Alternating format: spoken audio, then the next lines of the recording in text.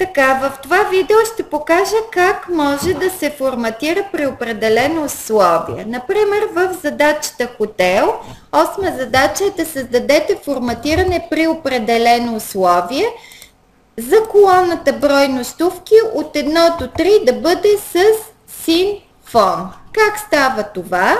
Сега ще покажа. Натискаме в участници, където е самата задача. Ето я колонката брой нощувки. Първо маркираме тази колона, в която са изписани броя на нощувките.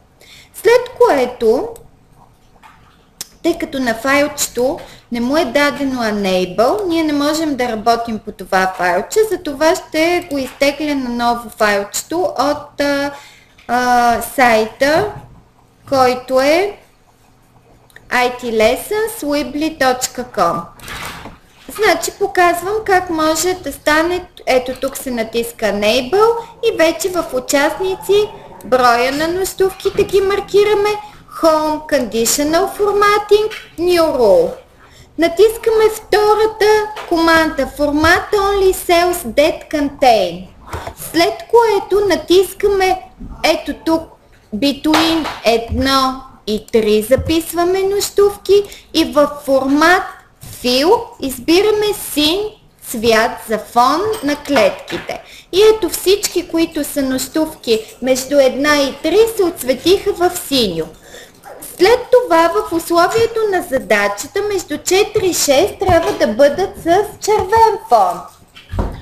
След което показвам как да стане това. Маркираме отново в Home Conditional Formatting New Rule, втората команда Format Only Cells между 4 и 6 нощувки и избираме цвета да бъде в червено, така както е дадено в условието на задачата. И последното е над 6 да бъдат в зелен фон. Маркираме отново брой нощувки, Home Conditional Formatting, New Rule, втората команда, сега вече няма да е between, а ще бъде greater than, повече от 6 нощувки е вече greater than и тук записваме 6. И какъв цвят ще дадем? Зелен за фон, така както е дадено в условието на задачата. Това е.